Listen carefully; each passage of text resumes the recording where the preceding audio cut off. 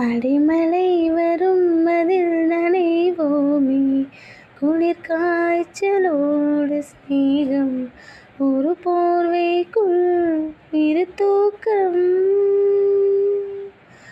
குழு குழு பொய்கள் சொல்லி என்னை வெல்வாய், அது தெரிந்தும் கூட அன்பே, மனம் அதைதான் எதிர்பார்க்கும்.